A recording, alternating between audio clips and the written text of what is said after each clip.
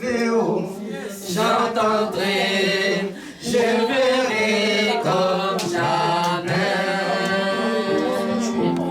C'est comme David, j'ai vu la main de Dieu. J'entendrai, je verrai comme jamais. C'est comme David, j'ai entendu la voix de Dieu. J'entendrai, je verrai comme jamais. Je verrai comme jamais. Je verrai comme jamais. Je verrai comme jamais. Je verrai comme jamais. Je verrai comme jamais. Je verrai comme jamais. Je verrai comme Encore une fois.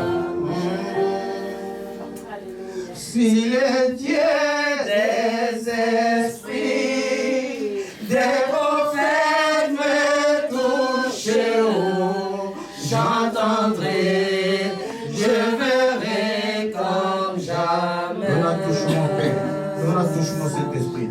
Si le Dieu des esprits, des prophètes me toucheront, j'entendrai, je verrai comme jamais.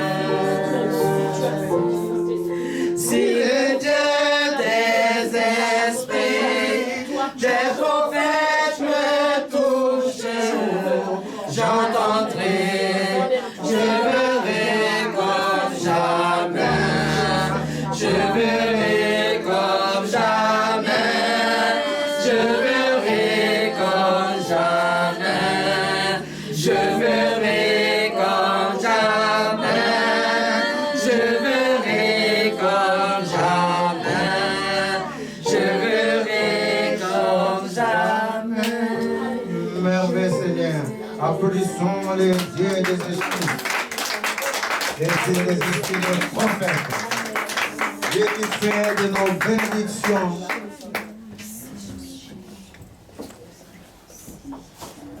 Il fait de nos bénédictions et des bénédictions de gloire. Et des bénédictions où son esprit se manifeste.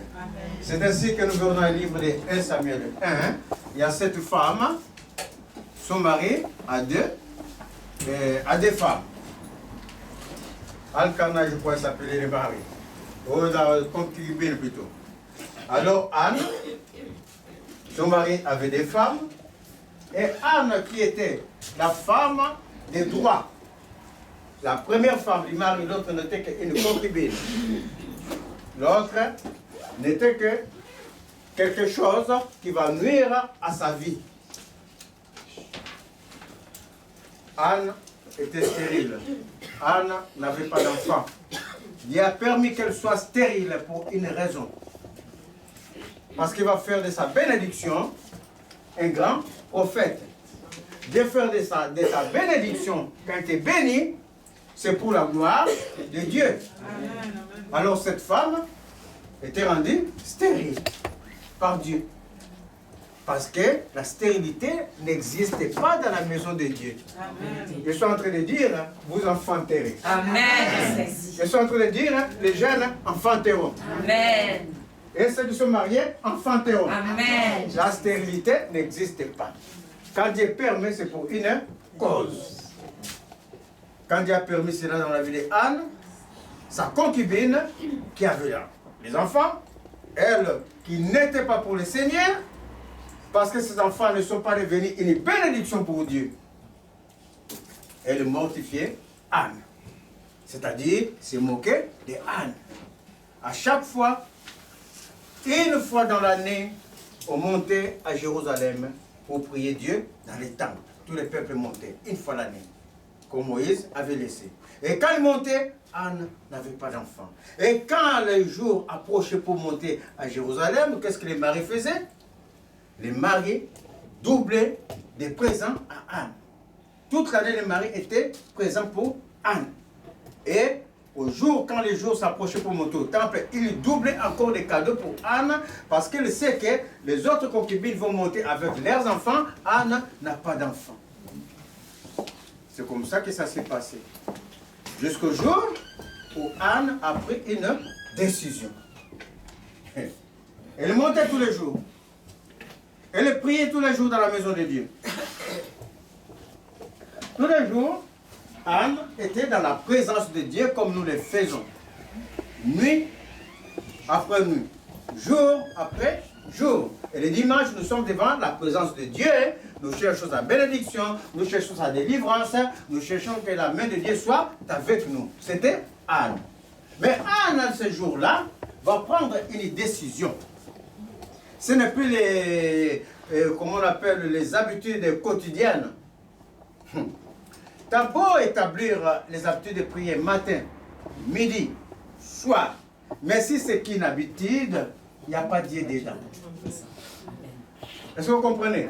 Si c'est qu'une habitude, le matin je vais me lever, à midi je vais prier, le soir je vais prier, il n'y a plus Dieu dedans. Dieu c'est dans la confidence. Dieu c'est dans une seule parole. Tu sors comme ça, tu vois une situation, aïe, tu t'assois, les gens ne comprennent pas, mais la personne on dirait qu'il nous écoute tout le temps. Dans ton cœur, tu es en train de bénir le Seigneur. Ça c'est des bonnes prières. N'établissez pas un rite pour suivre Dieu. L'esprit, le vent de l'esprit vient, on sait d'où il vient, on sait où il va, mais il est là. Alors ce jour-là, Anne va briser le quotidien. Il va briser la prière du matin, midi, soir. Il dit, je ne suis pas dans les habitudes, donc Seigneur, donne-moi. À midi encore, Seigneur, donne-moi. Dans tout cela, il n'y a pas de relation. Il n'y a pas de relationnel avec Dieu. Il est là, Seigneur, donne-moi. À midi, quand il dit, Seigneur, ah, mais regarde, même mon insulte, ma concubine, donne-moi. Le soir, Seigneur, donne-moi. Anne dit, je vais briser ça. Alors, ce jour-là, il monte dans les temples. Anne connecte son esprit à l'esprit de Dieu. Il va chercher la relation avec Dieu. C'est que la relation avec Dieu qui sauve. C'est que la foi, une foi relative avec Dieu qui sauve. Une foi corps à corps avec Dieu qui sauve. Et ce Dieu-là, c'est Jésus. Alors, on va faire corps à corps avec Jésus. Ce jour-là. Son mari a apporté les cadeaux. Quelque chose manquait à Anne. Ce n'est pas l'enfant. Il a constaté qu'il y a un Dieu qui me manque. Je manque la relation avec quelqu'un. Et c'est quelqu'un-là qui va me combler, c'est Dieu. Alors ce jour-là, Anne va monter dans les temples. Il va rester. Le prêtre ne va rien comprendre. Parce que c'était une relation intense, personnelle, de telle sorte qu'Anne ne voit plus le visible. Anne est en train de voir dans l'invisible. Anne est dans la gloire de Dieu. Anne est comme saoulée. Alors le prêtre va dire, mais toi va équiver ton vin ailleurs. Parce que le prêtre n'est pas dans la confidence. Il n'était pas dans cette confidence. Vous êtes en train de suivre? Anne était dans cette confidence avec son Dieu. Une relation personnelle, une relation corps à corps. Corps à corps. Ma fille, il faut corps à corps quelquefois. La relation personnelle avec Dieu. Et Dieu, est-ce qu'il faut le tenir? Jacob l'a tenu, il a dit, je ne te lâcherai pas tant que tu ne m'auras pas béni. Mais Dieu se tient. Est-ce que vous comprenez? Il y a d'autres qui ont dit, je vais mettre ma main dans ta robe, je ne te lâcherai pas. Je ne lâcherai pas ta robe, dit les Moïse. Dieu, il faut le tenir. L'Esprit de Dieu, il faut le tenir. Alors, Anne va rester devant l'Esprit de Dieu. Les prêtres ne vont rien comprendre, mais Dieu, il comprend ce que Anne est en train de chercher. Mais Dieu, comme il va se manifester toujours par un homme qu'il a choisi. Dieu se manifeste toujours. Il t'a béni déjà. Il t'a délivré déjà. Amen. Mais Dieu, quand tu viens dans la maison de Dieu, il y a un ordre. Ça commence par le pasteur ou le serviteur de Dieu et ça descend là-bas. Et Dieu, c'est un Dieu d'ordre. Il ne déroge pas à cet ordre. Il a entendu tes paroles. Il a entendu ce que tu désires. Il t'a délivré. Mais il va vouloir que son homme de Dieu sorte une parole. Amen. Pour que toi tu saches, dans sa maison, il y a un ordre. Vous êtes en train de me suivre? Sinon, les prêtres n'étaient pas dans la confidence quand Anne était dans la confidence avec Dieu. Mais pour qu'on respecte son serviteur, pour que son serviteur qu'il a mis, son représentant, sorte une parole, afin que cette parole ait de l'impact, il va revenir à son serviteur. Les serviteurs n'étaient pas dans la confidence. Il dit, Anne, va boire ton vin ailleurs. Donc, dans tout cela, le serviteur est comme s'il n'avait pas Dieu avec lui. Mais en réalité, il a dit avec lui parce que c'est le choisi. Et Anne va dire, je ne suis pas sourd. Oh, mon Père, je suis en train de chercher quelque chose à mon Dieu. Et aujourd'hui, c'est le jour de mon jour. Alors, la bénédiction va se déclencher par la parole du serviteur. Le serviteur va prononcer une seule parole. Il a dit, ah, que Dieu te donne ce que tu désires. Et l'affaire était finie. La manifestation de Dieu s'est accomplie selon l'ordre de Dieu. Anne était déjà exaucée quand elle était dans la confidence. Amen. Mais il fallait que pour l'ordre de Dieu, les serviteurs sortent des paroles. Vous comprenez? Quelquefois, quand tu vas dans une église, même si tu crois que le pasteur n'est pas avec Dieu, écoute seulement la parole du pasteur. Saisis seulement. Vous êtes en train de suivre. Saisis. Ça ne dépend pas de toi, ça dépend de Dieu. Ça dépend de l'ordre de Dieu. Je suis en train de dire, soyez bénis. Vous recevez la grâce de Dieu. Je suis en train de dire, sortez de vos lits de mort. Vivez au nom de Jésus. Merveilleux Seigneur. La parole de Dieu s'est accomplie et Anne va bénir Dieu. Car les bienfaits de Dieu ne peuvent pas se cacher. Quand Dieu bénit, tu ne peux pas cacher les bienfaits de Dieu. Impossible. Alors dans le livre de 1 Samuel 2, on voit, Anne commence à bénir. Anne pria et dit, mon cœur se réjouit en l'Éternel. Ma force a été relevée par l'Éternel. Ma bouche s'est ouverte contre mes ennemis. Ceux qui se moquaient d'elle. Ceux qui croyaient qu'elle n'arrivait pas à rentrer dans sa grâce. Nul n'est saint comme l'Éternel. Il n'y a point d'autre Dieu que toi. Il n'y a point de rocher comme notre Dieu. Écoutez bien les paroles pour nous rentrer en relation avec Dieu. Quand tu pries, quand tu es en train de demander, tu demandes, il n'y a rien de relationnel entre toi et Dieu. La prière de Anne, bien qu'étant déjà exaucée, mais c'est une forme de prière qui montre qu'avant ta demande, tu exaltes Dieu, la grandeur de Dieu, l'autorité de Dieu. Pendant que tu es en train de dire que Dieu est autorité, pendant que tu es en train de dire que Dieu est puissant, pendant que tu es en train de dire que tu es le Père de qui viennent toutes choses, les anges sont excités. Et vous comprenez? Parce que le roi est en train d'être exalté. Ne viens pas comme ça directement. Ah Père, moi je te bénis, je te rends grâce. Seigneur, donne-moi. Les anges même sont tristes. Qu'est-ce qu'il dit? Mais quand tu commences à exalter Jésus, les anges sont dans la joie. Les anges sont en train d'acclamer. Les anges sont debout.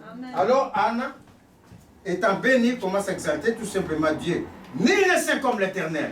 Il n'y a point d'autre Dieu que toi. Il n'y a point de rocher comme notre Dieu. Il n'y a pas de protecteur comme Dieu. La parole déclare. Quand Dieu t'appelle, quand Dieu t'aime, personne ne peut t'arracher de la main de Dieu. Ni ta propre vie, comment tu penses, ni ce que les gens pensent de ta vie, ni la mort, ni les dominations, ni les situations, personne ne peut t'arracher de la main de Jésus et de la main du Père. Il est le rocher. Ne parlez plus avec tant de hauteur, que l'arrogance ne sorte plus de votre bouche. Que l'homme se considère petit. Que l'homme ne se considère rien du tout. Aujourd'hui tu y es, et demain tu n'es plus. Tu es comme la paille emportée par les vents. Aujourd'hui même, nous attendons la télé, nous attendons partout. La personne sort, il laisse sa famille, il marche tranquillement, et voilà, un autre vient et poignarde.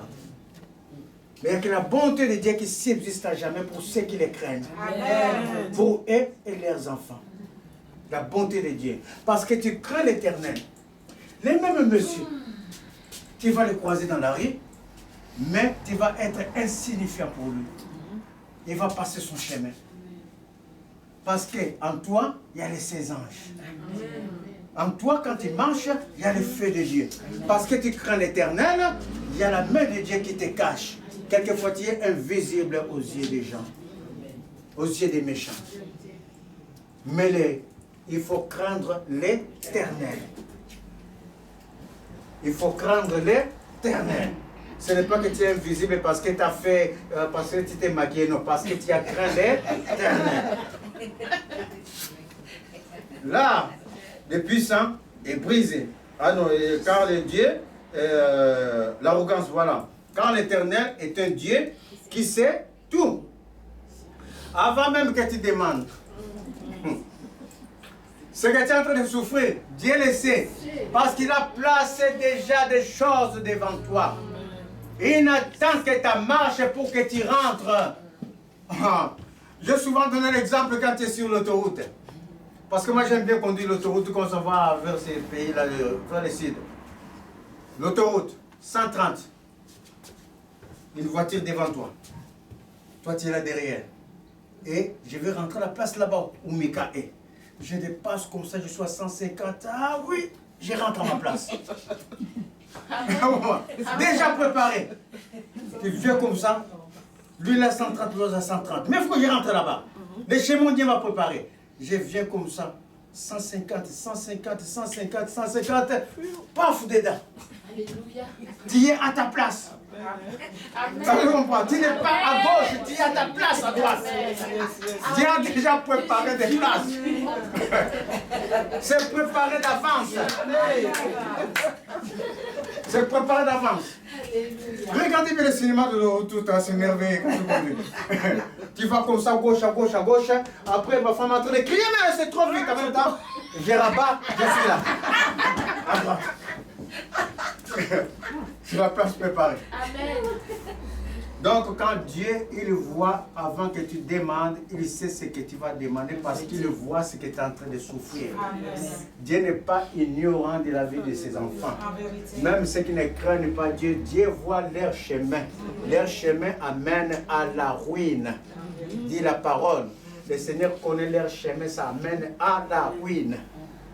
Nous, notre chemin amène à la bénédiction, dans les verts pâtirages. Donc, il connaît tout.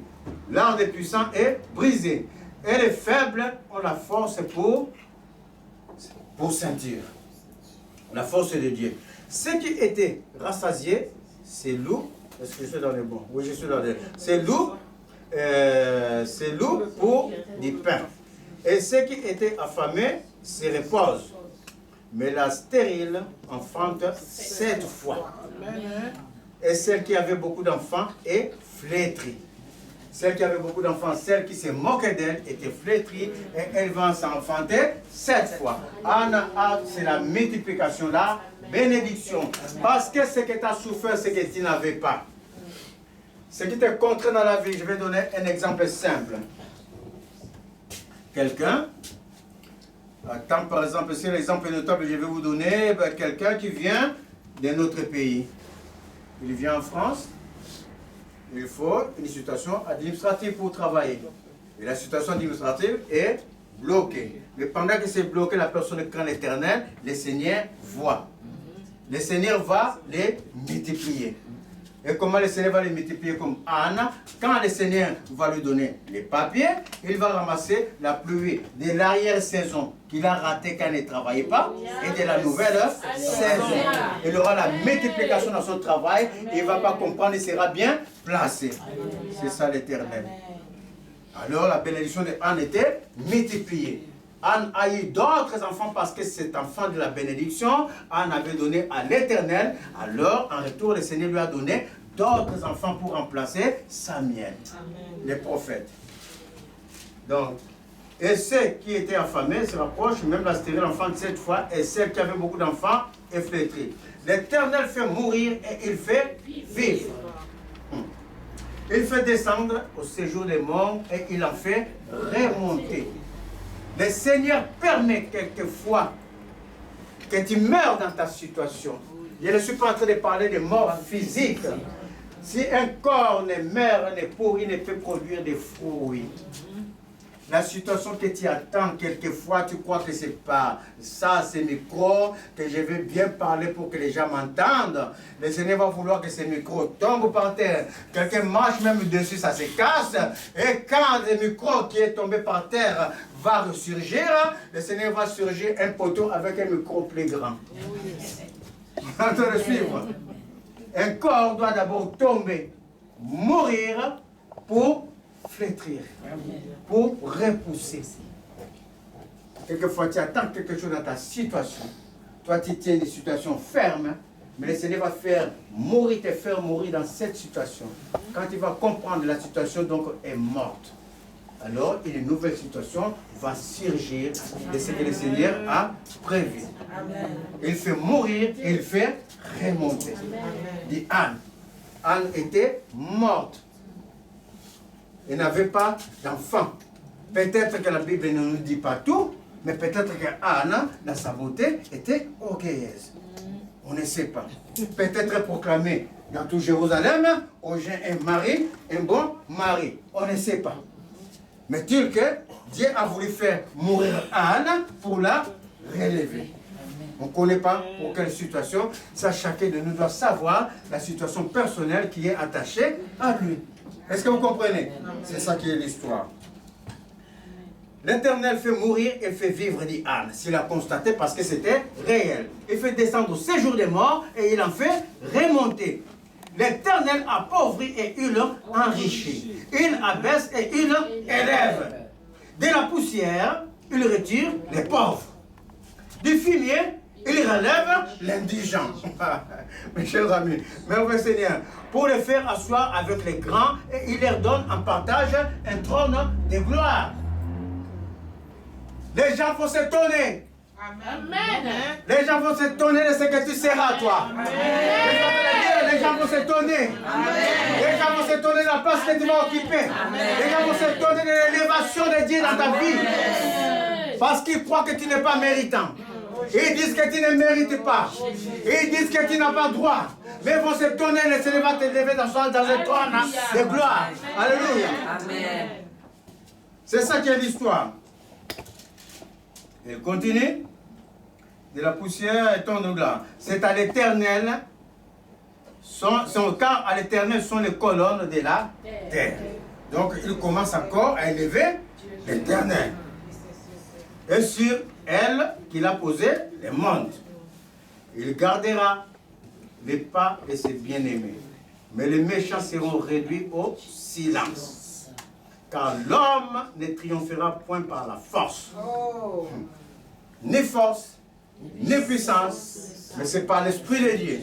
Ni force, ni puissance, mais c'est par celui que Anne cherchait dans sa relation. C'est la relation qu'Anne cherche qui a déclenché quelque chose. Ce n'est pas la beauté de Anne. Ce n'est pas l'intelligence de Anne. Ce n'est pas sa force. Ce n'est pas sa puissance dans ce monde. C'est pas la relation qu'il cherchait. Et cette relation, c'est Jésus. Amen. Cette relation est manifestée par la puissance du Saint-Esprit. Ni force, ni puissance. Amen. Le nom de Jésus est glorifié par le Saint-Esprit. Ni force, ni puissance. Il me glorifiera. Il m'élèvera. Parce qu'il prendra de ce qui est à moi et il vous l'annoncera. Il ne prendra que ce que Jésus a préparé et il te le donnera. Amen. Ce n'est ni par ta force, ni par ta puissance. C'est par l'Esprit de Dieu. Amen. Et on nous l'a dit. Parce qu'il a vu dans sa vie. Il ne pouvait pas. Mais une main extraordinaire. Une puissance phénoménale. Oh. Une puissance invisible qu'on ne voit pas. Surnaturelle. Qui transcende. Qui régit les choses. Qui oriente. Qui amène la droiture. Qui amène l'élévation. Qui t'amène dans un trône. Le Seigneur a dit un trône de gloire. Où les gens vont te voir dans un trône de gloire. Où les gens vont dire que ça c'est la main de Dieu. Ça ce n'est pas la main de l'homme. C'est la main de Dieu tout puissant. Dans le trône. J'ai oublié les versets. C'est quel verset? 10. Les ennemis de l'Éternel trembleront. Du haut des cieux, il lancera sur eux son tonnerre. L'Éternel jugera les extrémités de la terre. Il donnera la puissance à son roi et il relèvera la force de son moyen. Ça, merveilleux Seigneur. Après avoir eu la bénédiction, après avoir béni le Seigneur de toutes les manières possibles, dans les 2 derniers versets, Anne nous dit de faire attention. Que le Seigneur va juger la terre. Ce n'est pas la bénédiction qui va te faire entrer dans la vie éternelle. Anne est en train de dire, ce n'est pas ma bénédiction qui va me faire entrer dans la vie éternelle. Je dois craindre un jour puissant, un jour terrible, qui s'appelle le jugement de l'éternel. Et nous avons parlé de ça longuement la dernière fois. Au-delà, avant le jugement de l'éternel, il y a ce qu'on appelle, c'est déjà un pré-jugement pour sa maison. Car le Seigneur jugera d'abord ceux de sa maison avant de juger ceux du dehors. Et ce jour-là s'appelle l'enlèvement. C'est un jugement pour sa maison. Ceux qui ne sont pas à Dieu, ils resteront. Ceux qui sont à Dieu, ils seront transformés. Ils seront dans les airs avec notre Seigneur. C'est déjà un jugement pour sa maison. C'est ça que Anne est en train de dire. Il jugera la terre. Dans les derniers versets avant de finir. Ne t'attache pas à ta bénédiction. Donne ta bénédiction au Seigneur. C'est ça qu'il est en train de dire. Il donnera la puissance à son roi, qui est le Seigneur Jésus, et il relèvera la force de son poing. Le Seigneur Jésus sera élevé. Elkana s'en alla dans sa maison à Rama, et l'enfant fut au service de l'Éternel devant les sacrificateurs Élie. La bénédiction fut donnée à l'Éternel. Le Seigneur m'a donné. C'est par sa grâce. Mon travail, c'est pour la grâce de Dieu. Comment donner son travail au Seigneur, par exemple? La parole déclare que ce qui nous dirige, toute autorité vient de Dieu. Le Seigneur t'a placé au-dessus de toi, il y a un autre chef. Toi, tu es béni, tu es à ta place, mais tu n'obéis pas à l'ordre établi par les chefs. Ça veut dire que tu ne rends pas gloire à Dieu. Parce que sa parole déclare que toute autorité vient de Dieu. Tu dois respecter la hiérarchie comme Dieu a respecté l'ordre pour que son serviteur soit toujours élevé aux yeux du public. Est-ce que vous comprenez? Donc c'est des choses comme ça. Oh, le Seigneur m'a donné des maisons, des biens. Mais comment les biens peuvent être au bien de l'Éternel que le Seigneur t'a donné? Mais dans ton bien là, si le Seigneur t'a donné les biens, par exemple le Seigneur m'a donné tout ça là, j'habite là, eh bien, je les mets pour la gloire de Dieu. C'est-à-dire que le matin, j'appelle mes enfants, on établit des jours de prière, on établit des jours de gloire. Mais si les biens que le Seigneur t'a donné, ça devient un bien par exemple pour les partouzes, ah, est-ce que ça tu glorifies le Seigneur? Non. Est-ce que ça le Seigneur sera avec toi? Non. Donc c'est des cas comme ça donnés à l'Éternel. Chacun selon son cas. Et vous comprenez? Tu as donné la voiture. Exemple simple. La voiture, c'est une belle voiture. Tu roules. Toi, la voiture là, c'est pour... c'est pas moi. Quand tu es du monde, par exemple, bon, on ne parle pas du monde, on parle des chrétiens. Les chrétiens ont reçu cette bénédiction des voitures. Mais c'est pour, par exemple, tu vois, ah, voilà. Je roule avec ma belle voiture. Toute neuve. Toute jolie. Parce que moi, je l'ai fait avec ma petite voiture que j'ai. Mais imagine aujourd'hui le Seigneur me donne maintenant une autre voiture. Toute belle, toute neuve et tout. Luxueuse. Et ce que je faisais dans l'ancienne voiture, je l'ai fait plus. C'est-à-dire que quand je m'en vais comme ça, je vois quelqu'un qui est souffrant. Et qui n'arrive pas à marcher. Et avec ma petite voiture là, je m'arrête souvent, je lui demande, vous allez où madame ou monsieur? Vous voulez que je vous aide? Ah oui, mais il y avait ceci, cela.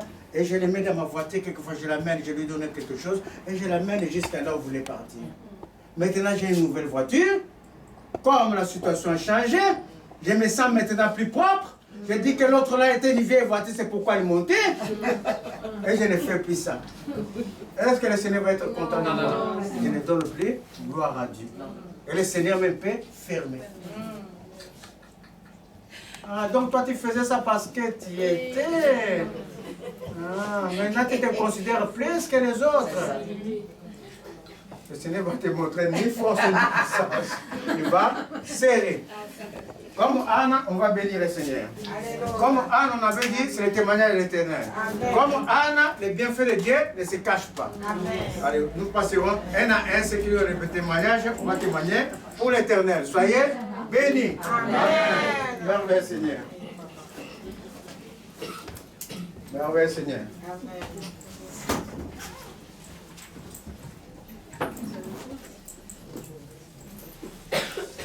Je vous attends.